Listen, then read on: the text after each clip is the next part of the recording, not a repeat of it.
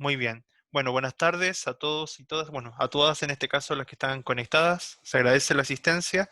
Bien, pero antes de empezar, quiero comentarles una frase de un escritor, ¿ya? Para generar una reflexión, ¿ya? El escritor que elegí se llama Thomas Mann. Él fue un escritor alemán, sobre todo influyó en el inicio del siglo XX, ¿ya? Y tiene varios libros publicados, ¿ya? Pero uno de los más conocidos fue La montaña mágica, ¿ya? Él también fue premio Nobel de literatura, ¿ya? Y se hizo conocido por estos libros. Bueno, La montaña mágica él la publicó en 1924, ¿ya? Y también su primer libro fue Los Vandenbroek, ¿ya? En 1901. Y La muerte en Venecia, que es como el libro que más se conoce, ha sido traducido a varios idiomas también, e influyó mucho el siglo pasado, ¿ya? Bien, pero quiero que reflexionemos, que pensemos un poco en la siguiente frase. Él dice lo siguiente: una verdad perjudicial es mejor que una mentira útil. ¿Cómo interpretan esa frase? ¿Qué mensaje les deja esa frase? ¿O a qué se referirá? Una verdad perjudicial es mejor que una mentira útil. ¿A qué se referirá? ¿Cómo lo entienden ustedes? ¿Cómo lo interpretan? Una verdad perjudicial es mejor que una Es mejor mentira útil. ¿Sí? la verdad que te mientan. ¿Cómo? De nuevo, ¿cómo? ¿Cómo? Es mejor que te digan la verdad a que te mientan. Sí, Que cierto. decir las cosas, la verdad. Claro, no, sí está bien, así es, justamente, o sea, la verdad por delante siempre, ¿cierto? Lamentablemente sabemos que en nuestra vida diaria muchas veces no todos actúan con la verdad, ¿ya? Y por ejemplo, si lo llevamos a la esfera más social, a la política, por ejemplo, en nuestra sociedad, bueno, en Chile y en el mundo a veces hay mucha corrupción, y esa corrupción parte un poco por el hecho de que los gobernantes muchas veces, que son las personas que deberían dirigirnos, ¿cierto? Conducirnos, cometen ciertos actos que tienen que ver con la mentira, con el engaño. Entonces, muchas veces el engaño a la población, que en el fondo es una falta de ética, de moral, ¿cierto? Lo que hace simplemente es dañar más la sociedad y nunca trae un bien. Entonces, bueno, la idea, ¿cierto? Entonces, es quedarse con esta idea de siempre actuar conforme a la verdad. Inclusive la gente cuando dice que a veces no es tanto una mentira piadosa, pero a veces esa mentira piadosa puede terminar causando mucho más daño, ¿cierto? Yo creo que a todos preferiríamos, aunque a veces la verdad duela un poco, ya, pero preferiríamos, ¿cierto?, que nos dijeran la verdad antes que, ¿cierto?, que nos estuvieran engañando, mintiendo a nuestra cara, ¿cierto? Porque que alguien nos engañe, que nos diga una mentira, pucha, en el fondo nosotros nos sentimos pasados a llevar, ¿cierto? Nos sentimos ofendidos porque o sea, toda relación como interpersonal se establece en base a la confianza. Entonces, si alguien nos miente, es porque esa persona, o más bien nosotros no podríamos confiar en esa persona. ¿Ya? Muy bien, eso era para la reflexión como de esta semana. Ahora vamos a ir a la clase, ¿ya? No sé si pudieron revisar el material, ya yo se lo subí, si no me equivoco, el día martes, espero que lo hayan podido ver, ¿ya? Deme un segundo, está cargando. Ya, vamos a revisar, bueno, principalmente el texto Crimen y Castigo, pero antes vamos a recordar un poco un tema más bien de teoría, por así decirlo, ya en cuanto al género narrativo.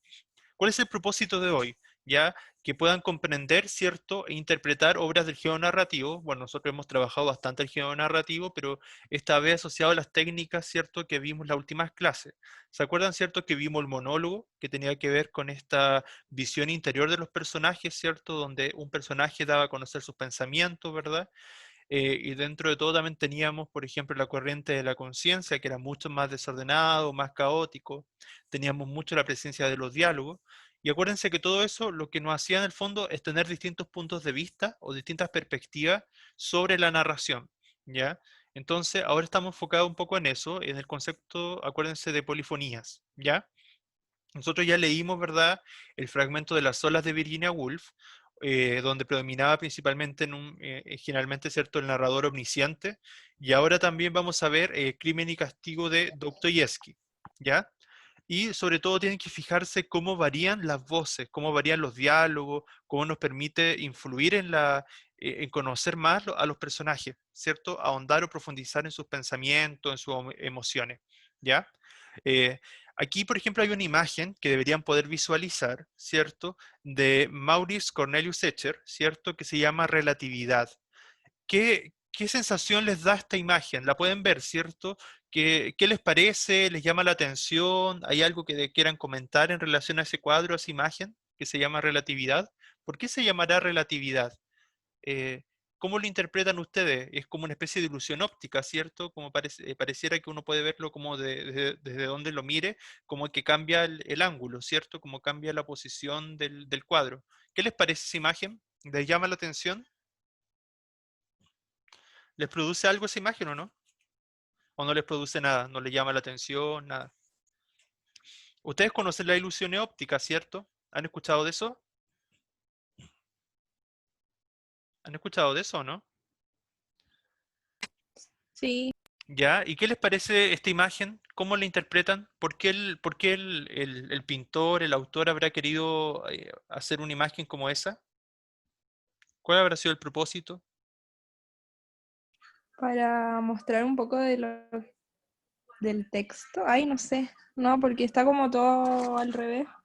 Ya, puede Como ser. para ver el punto de vista. Claro, exacto, justamente bien. O sea, en realidad, claro, es más bien relacionado con el punto de vista, porque miren, si ustedes lo miran como desde abajo, nosotros vemos como a este hombre que va subiendo una escalera, pero si nos decidiéramos como la vuelta a la imagen, ya veríamos que ese hombre no va en línea recta, sino que viene como una especie de otro hombre que va como una especie de mesero que viene bajando una escalera. Si damos vuelta hacia el otro lado de la imagen, o sea, vemos, perdón, un hombre que va como saliendo del suelo, del subsuelo, del suelo, ¿cierto? Hay otro que está asomado como una especie de balcón, y hay otro que va bajando, desde ese mismo balcón va bajando una escalera, ¿cierto? Y por allá en el fondo hay una persona como comiendo, ¿cierto? Está como cenando, almorzando, ¿verdad? Como al aire libre. Entonces, justamente apunta a las perspectivas, los puntos de vista, que en el fondo no hay una verdad única, por eso el concepto de relatividad, sino que hay múltiples perspectivas o diferentes puntos de vista, tanto como personas somos, o sea que no hay una sola forma de interpretar el texto, ¿ya? Y lo mismo se intenta hacer a través de los tipos de narradores dentro de un texto, ya que es lo que vamos a ver hoy día, o sea que no hay una sola verdad, ¿ya? Bien, entonces voy a leer acá la explicación. Relatividad entonces del artista holandés Maurits Cornelius Escher es una obra difícil de clasificar, ¿cierto? O sea, por esto mismo que comentábamos de que tiene estos diversos puntos de vista. Corresponde a una litografía impresa en blanco y negro que muestra una escena con 6 escaleras que llevan a las personas en distintas direcciones sin influencias de la gravedad. O sea que, claro, sin gravedad, o sea, en el fondo no, gravedad, perdón, gravedad cero o sin gravedad en el fondo, ¿cierto? Haría que las personas no, bueno, estarían flotando, qué sé yo, pero en el fondo no, a lo que apunta es como eh, que no se interfieren unas a otras, ¿ya? El interés de Escher por la arquitectura, ¿ya? Por eso también esto del juego con la geometría, la simetría, ¿cierto? Los juegos geométricos y las perspectivas evidencian esta obra que pareciera albergar múltiples mundos o realidades simultáneas, o sea, que están ocurriendo al mismo tiempo, ¿ya? Cuyos límites se hace difícil determinar y que dejan abierta la interpretación del observador. Eso es bien interesante para la literatura contemporánea porque va a hacer que nosotros como lectores seamos mucho más activos en la interpretación del texto, ya nos van a exigir mucho más como lectores, vamos a tener que estar mucho más atentos, ¿verdad?, a lo que pasa dentro de la obra, ¿ya? En la literatura, la diversidad de perspectivas se evidencia en la intervención de las voces de los personajes en el relato, la que adquieren igual o mayor relevancia que la voz del narrador. O sea, acá el narrador va perdiendo un poco la importancia y se las va dando, ¿cierto?, su palabra, ¿cierto?, a los distintos tipos de narradores que surgen, a los distintos personajes, van asumiendo un rol mucho más protagónico, ¿ya? Los textos de esta sección, ¿cierto?, como que revisamos nosotros, el texto de Virginia Woolf, y ahora vamos a revisar Crimen y Castigo de Dostoyevsky. Fue escrito en 1866. Él fue un autor de la literatura rusa, ya, bueno, sobre todo en el movimiento del género más bien realista, ¿cierto? Porque era muy descriptivo, intentaba describir con mucho detalle la realidad, ¿ya? Bien, el crítico literario Mikhail Bakhtin denominó polifonía, cierto, conceptos que nosotros vimos en las clases anteriores, cierto, que se refería a la multiplicidad o la variabilidad o muchas voces dentro del género narrativo, ¿ya? Bien, En ese sentido, ¿cierto? Bueno, antes de la lectura, vamos a revisar algunas palabras que les podría costar quizá en la lectura. Por ejemplo, la palabra convicción se refiere a estar convencido, tener el convencimiento sobre algo. La palabra exhortar significa incitar a que alguien haga algo, ¿cierto? Con palabras y razones, ¿verdad? Y gaznate se refiere a la parte superior de la tráquea. Actuar con indulgencia, por ejemplo, tiene que ver con la facilidad de perdonar a alguien o al menos disimular las disculpas. Ser una persona lisonjera o actuar con lisonja se refiere más bien a hacer estas falsas alabanzas, ¿verdad? De manera más bien artificial, que es para ganarse a la otra persona. ¿Ya? También tenemos comportarse con obcecación. Obcecar o la palabra obcecación tiene que ver con estar ofuscado, con encerrarse mucho en sí mismo, enojado, pero a la vez encerrado en sí mismo, así como de manera persistente o tenaz. Ya la palabra retractar tiene que ver con revocar expresamente algo que se ha dicho, o sea, negar algo de, que se ha hecho, que se ha dicho. Actuar con ruindad o ser ruin implica ser una persona malvada, vil, cierto, despreciable. Ser un tunante es una persona pícara, cierto, un bribón, una persona que es como tiene una especie como de agudeza, pero en el fondo intenta sacarse como en buen chileno los pillos, por así decirlo. ¿Ya? La verosimilitud tiene que ver con actuar con la verdad, ¿ya? Bien, bien. Ahora sí, ¿alguna duda hasta acá? Eso es como la parte teórica, ¿ya? Bien.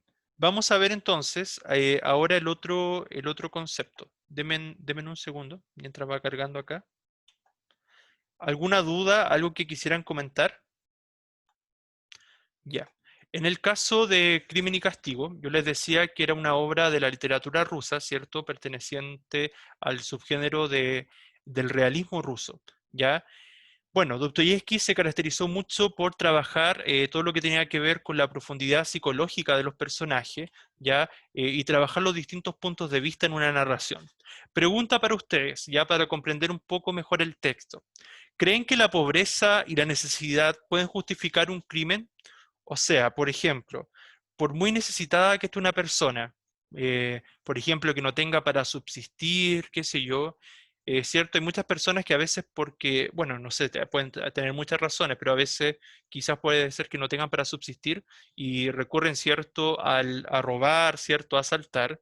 Pero en este caso en particular, vamos a conocer la historia de un joven, de un estudiante, que en el fondo no tenía cómo pagar unas deudas que tenía con una señora a la cual le arrendaba, ¿cierto? Una pieza en una casa, ¿ya? Y se le juntaron tanto las deudas, la señora le cobraba constantemente, que él planificó un crimen, planificó casi un crimen perfecto para asesinar a esta señora.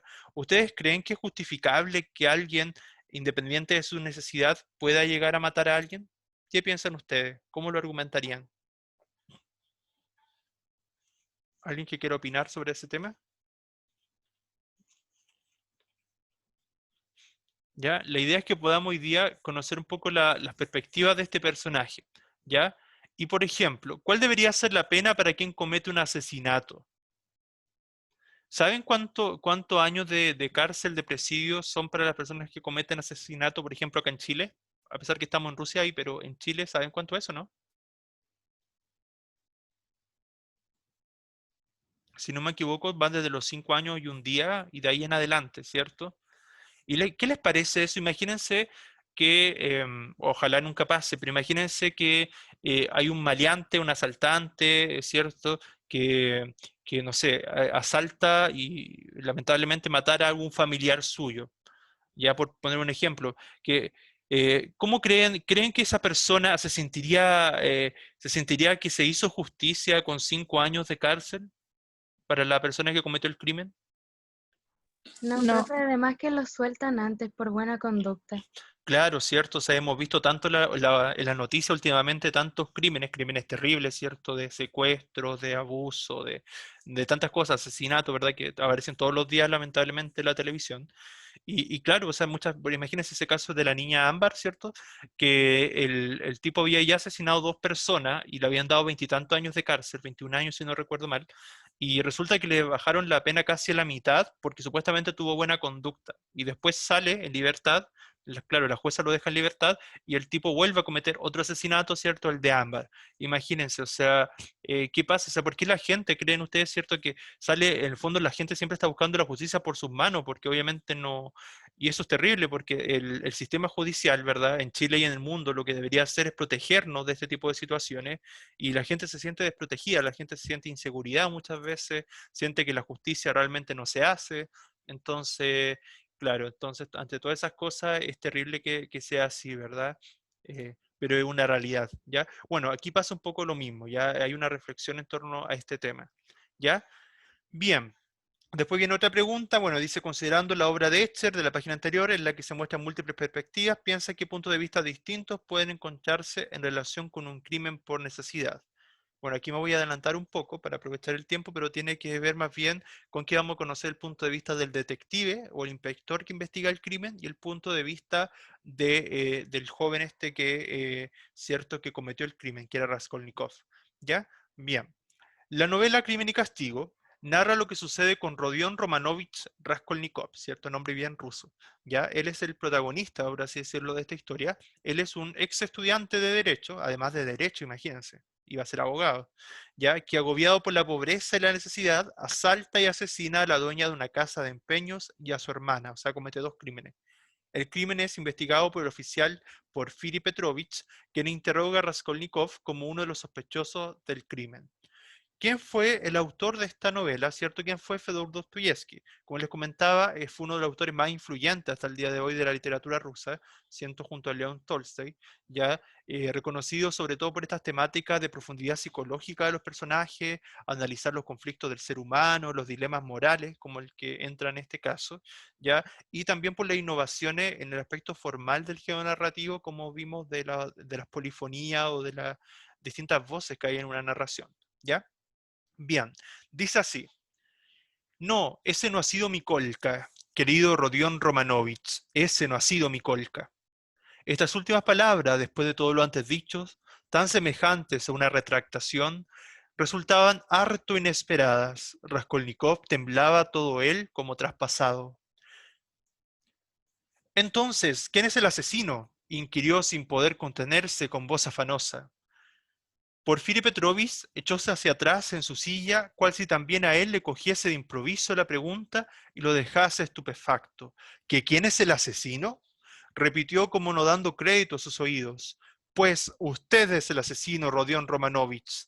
Usted es el asesino, añadió casi en voz baja, con acento de convicción absoluta. ¿Cierto? Ahí está, ¿cierto? Tenemos esta disputa, ¿verdad? Entre Romanovich, ¿cierto? Y que era Raskolnikov, ¿verdad? ¿Cierto? El que cometió el crimen, y este inspector que era Porfiri Petrovich. Bien. Raskolnikov saltó del diván, permaneció en pie unos segundos y volvió a sentarse sin decir palabra. Una ligera convulsión le corrió de pronto por todo el semblante. Otra vez el labio que le tiembla como entonces, murmuró Porfiri Petrovich casi compasivo. Usted, Rodión Romanovich, me parece que no me ha entendido, añadió tras algún silencio, y esa fue la causa de mi estupefacción. Yo vine precisamente para decirlo todo y ventilar el asunto claramente. Yo no soy el asesino, balbuceó Raskolnikov, exactamente como un niño asustado cuando lo cogen con las manos en la masa. Sí, lo es usted, Rodión Romanovich, lo es usted y nadie más que usted, afirmó Porfiri con voz serena y convencida. Ambos guardaron silencio, y aquel silencio fue de una duración extrañamente larga, pues se prolongó por espacio de 10 minutos. Raskolnikov apoyó los codos en la mesa y con los dedos alborotaba la cabellera. Porfiri Petrovich estaba sentado y aguardaba. De repente Raskolnikov miró con desprecio a Porfiri. Otra vez vuelve usted a las andadas, Porfiri Petrovich. Todo esto se halla de acuerdo con los mismos procedimientos. Como en el fondo, ¿no estará usted harto de esto? Quite usted, ¿qué tienen que ver ahora mis procedimientos? Otra cosa sería si hubiese testigos, pero fíjese en que estábamos hablando los dos solos. Usted mismo ve que yo no vine a su casa para sacarlo de su madriguera y cazarlo como una liebre. Reconózcalo usted o no, a mí en este momento todo me es igual. Yo para mí estoy convencido, aunque usted lo niegue. Y si es así, ¿por qué vino usted?, inquirió nervioso Raskolnikov. vuelvo a formularme la pregunta de antes, si me considera culpable, ¿por qué no me encarcela?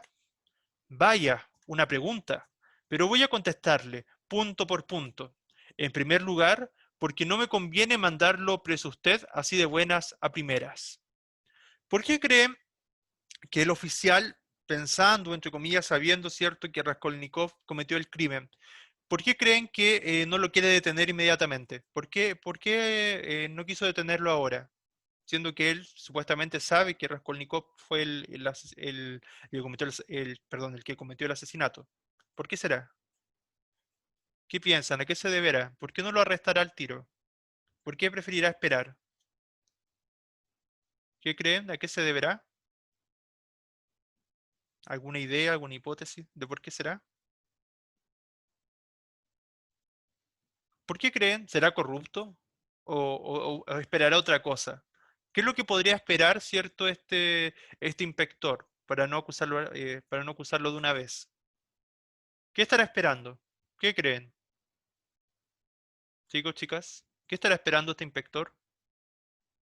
¿Por qué no lo lleva detenido ahora? ¿Qué podrá hacer? Les doy una pista. Tiene que ver, cierto, un poco con el hacer justicia. Ya, bueno, no sé cómo habrá funcionado el sistema ruso en ese entonces, la justicia rusa, ya, pero probablemente también les bajaban las penas a las personas que se entregaban, ya, y va a tener que ver un poco con eso, ya, justamente si es que en vez de acusarlo, cierto, el detective, Porfiry Petrovich, si finalmente Raskolnikov se entrega, de alguna manera le rebajarían la pena, ¿cierto? Que encuentro terrible eso, pero bueno, así pasa. Que no le conviene, si está usted convencido, ese es su deber.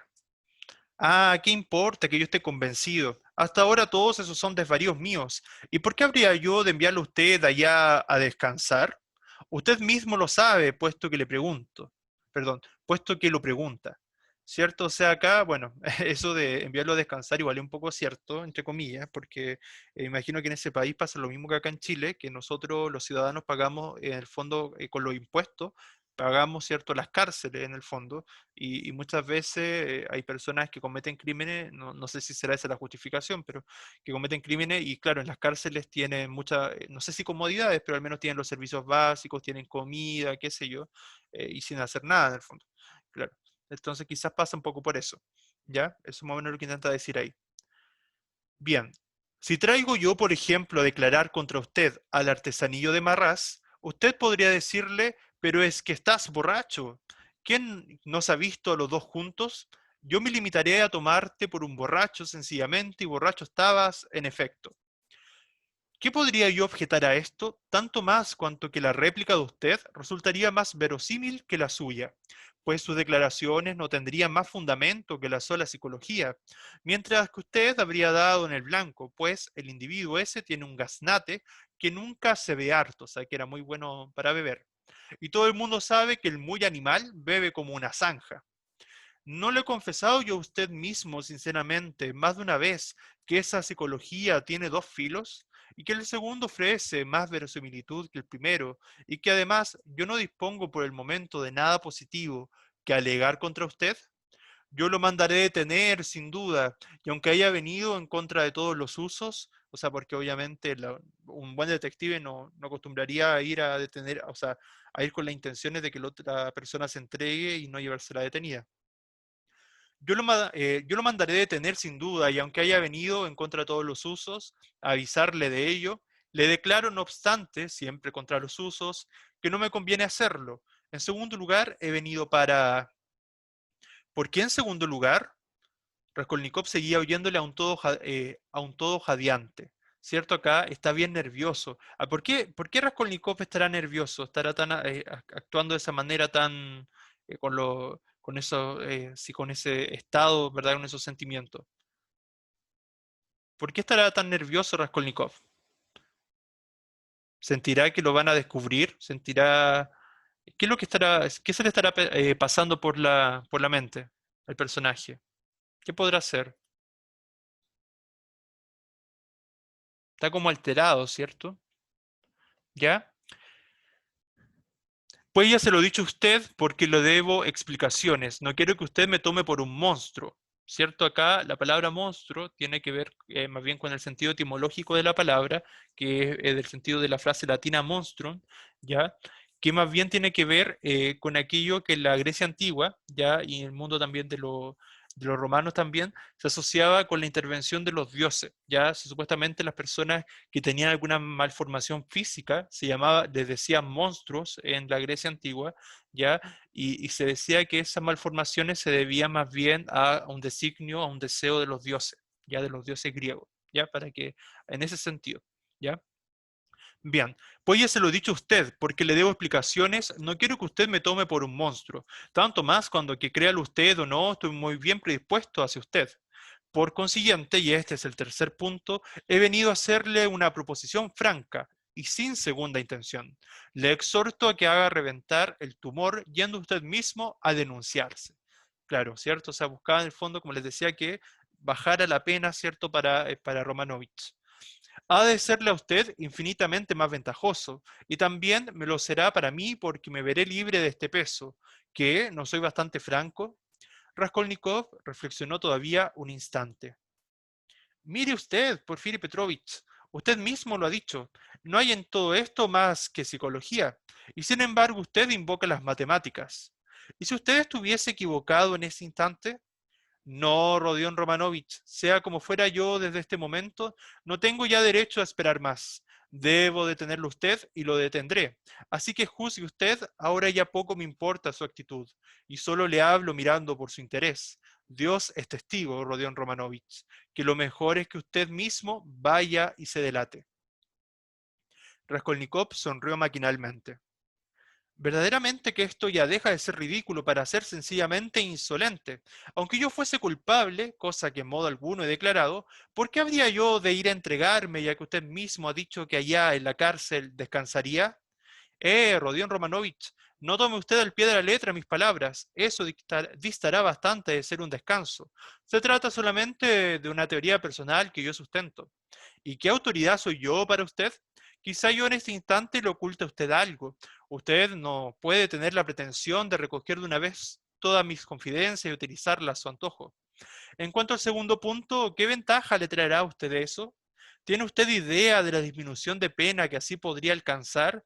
Piense usted en ello, cuando otro ha cargado con el asesinato y dado un nuevo giro a la causa. Por lo que me toca, juro ante Dios que arreglaré las cosas de tal modo que usted saldrá lo mejor posible del paso. Echaremos abajo todo el andamiaje psicológico. Reduciré a la nada las sospechas que se han levantado contra usted, de suerte que su crimen parecerá algo así como el resultado de una obcecación, ya que después de todo, en el fondo, eso fue una obcecación.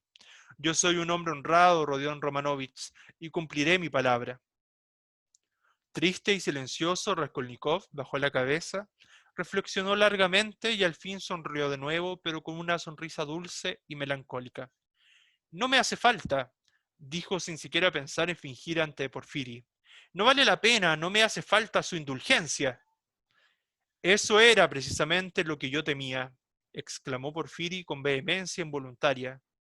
Eso era lo que yo temía, que no quisiera usted aceptar mi indulgencia. Raskolnikov le lanzó una mirada triste y penetrante. No tenga usted esa desgana de vivir, continuó Porfiri, que aún le queda mucho camino por delante. ¿Cómo no ha de tener la necesidad de indulgencia? ¿Cómo no ha de tenerla? Es usted muy exigente. ¿Qué perspectiva me aguarda? La vida. ¿Es usted profeta para saber tantas cosas? Busque y encontrará, pues Dios le está aguardando allí. La prisión no será perpetua. Habrá rebaja de pena, dijo Raskolnikov sonriendo. ¿Cómo? ¿Sería posible que le detuviese una falsa vergüenza burguesa? O sea, la vergüenza se le atribuye, en este caso, muy a la clase burguesa porque es una clase, por así decirlo, más noble. Ya no así, en este caso, que a la pobreza que la cual vivía Raskolnikov. Puede que así sea sin que usted lo comprenda porque es joven, pero usted no debería tener miedo ni sentir vergüenza de confesar el mal que lo corroe. Yo escupo en todo eso, exclamó con asco y desprecio Raskolnikov, que no parecía decidido a hablar. Hasta hizo ademán de levantarse, cual si pensara irse. pero volvió a sentarse presa de visible desesperación. ¿Que usted escupe en todo eso? ¿Es usted desconfiado y piensa que yo trato de engatusarlo de una manera burda? Pero es posible que haya usted vivido tanto. ¿Qué sabe usted de todas esas cosas? ¿Se ha imaginado una teoría y está avergonzado al ver que se le viene abajo? Claro, porque en realidad si ustedes leyeran esta novela completa, que es bien extensa, pero bien interesante igual, se darían cuenta que él durante varias páginas, durante varios capítulos de la novela, fue planificando el crimen que cometió. Entonces él intentó hacer prácticamente un crimen perfecto. ¿Ya? Que lo que de ella salió es harto poco original. Algo ruin más bien es lo que dio de sí. Pero usted, a pesar de todo, no es un tunante sin remedio. Usted no es un bribón, así en modo alguno lo es. Usted por lo menos no ha titubeado, o sea, estaba muy seguro en lo que hacía. Desde el primer momento puso toda la carne en el asador. ¿Sabe lo que pienso de usted? Pues lo considero como uno de esos hombres que antes se dejarían descuartizar que abatirse y mirarían sonriendo a sus verdugos, ¿verdad? Las personas que lo van a acribillar, con tal que estuviesen asistidos de una fe de Dios. Pues bien, encuéntrelos usted y vivirá. En primer término, hace ya mucho tiempo que necesita usted cambiar de aire. El sufrimiento es también buena cosa. Sufre usted. Quizás mi colca no carezca de razón al querer sufrir. Yo sé que usted no cree en nada, pero no se haga el listo filosofando. Abandónese francamente al hilo de la vida. Sin razonar, ahuyente las inquietudes, y ella misma le conducirá derechamente a la orilla y volverá a ponerse en pie. ¿Que cuál será esa orilla? ¿Cómo voy yo a saberlo? Yo creo únicamente que a usted le queda todavía mucho que vivir. Ya sé que todo esto que ahora le estoy diciendo suena en sus oídos como un sermón aprendido de memoria, pero quizá más adelante se repita a usted estas palabras, que entonces pondrán serle provechosas. Por eso se las digo. Todavía es una suerte que no haya usted matado más que una vieja mala. Si se le hubiera ocurrido a usted otra teoría, habría cometido una acción 1000 veces peor. Quizá debe usted todavía darle gracias a Dios. ¿Qué sabe usted? Puede que Dios le tenga reservado para algo. Eleve usted su corazón y no sea tan cobarde. ¿Es que se asusta usted de la gran tarea que le toca cumplir?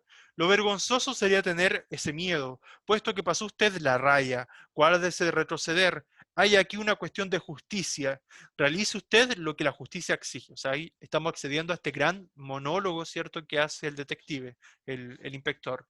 Ya sé que usted no me cree, pero Dios pongo por testigo de que la vida podrá más. No tardará usted en tomarle apego. Hoy lo que le falta a usted es aire solamente. Necesita usted aire, aire. ¿Cierto? Raskolnikov se estremeció.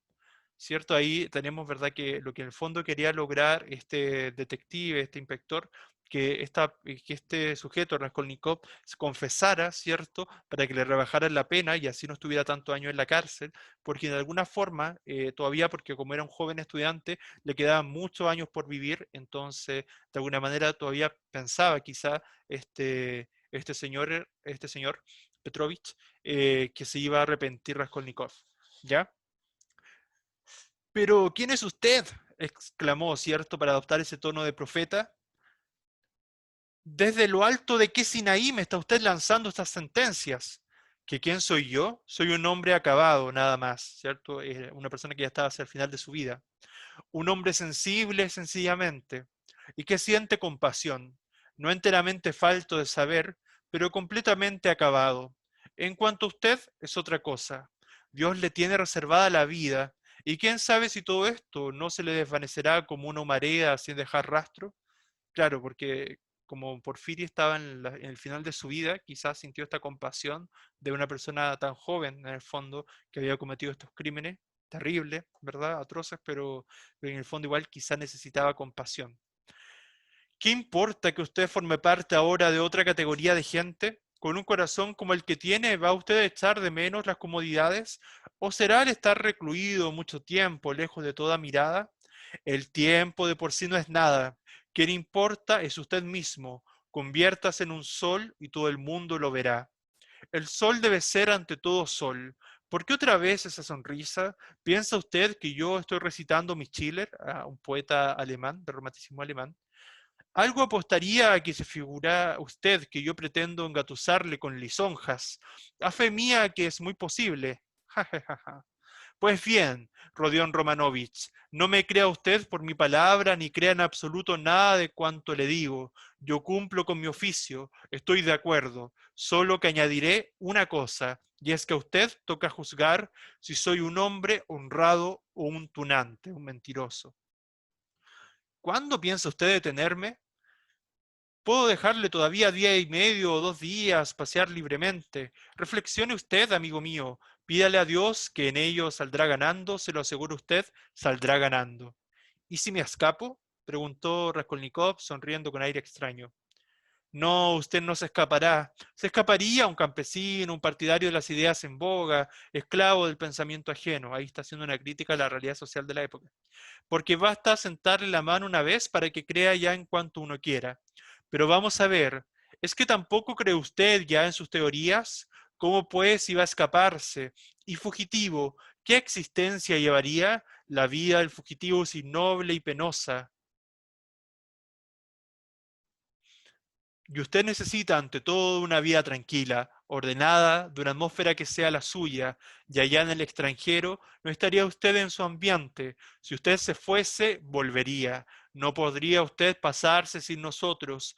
Cuando yo lo meta a usted en la cárcel, al cabo de 1, de 2, pongamos de 3 meses, se le vendrán a la memoria mis palabras. Se confesará usted consigo mismo, y quizá en el instante que menos lo espere, 1 hora antes, no sabrá usted todavía que está maduro para esa confesión. Hasta estoy persuadido de que acabará usted deseando aceptar el dolor. Usted no cree en este momento lo que le digo, pero ya llegará su hora. El dolor, Rodion Romanovich, es una gran cosa. No repare usted en mi gordura, no se fije en la circunstancia de no carecer yo de nada. Ya sé de sobra que esto se presta a la sonrisa, pero hay una idea en el dolor, y mi colca está en lo cierto. Usted no se escapará, Rodion Romanovich. Bien, este texto no vamos a analizar las preguntas ahora porque es para la próxima semana, ya las preguntas de después de la lectura, ya para que las revisen. Ya recuerden haber anotado todos sus nombres acá en el chat para la asistencia. Algo que quisieran comentar sobre la historia, ¿qué les pareció este fragmento? ¿Les llamó la atención algo del relato, la forma en que está narrado? ¿Algo que quieran comentar de la historia? Como les decía, entonces, bueno, las preguntas las vamos a trabajar la próxima semana, ¿ya? Por ahora, entonces, esta semana no tendrían que enviarme nada, pero sí tienen que empezar a leer, ¿cierto? Bueno, ya deberían haber leído, ya, pero si todavía no lo hacen, 100 años de soledad, ya que 100 años de soledad, al menos la primera parte, va a ser evaluado la próxima semana, ¿ya? ¿Alguna consulta, algo que quieran agregar, algo que no haya quedado claro? ¿No? Bien, si no hay consultas, nos vemos la próxima semana. Cuídense mucho, que estén muy bien. ¿Ya? Saludos a todos, a todas. Cuídense. Chao, chao, chao. Los que puedan, conéctense ahora después a la clase de chao, de la prueba de transición. ¿Ya? Chao a todos, a todas. Chao, Ah, chao. profe. Chao, gracias por la asistencia. Chao.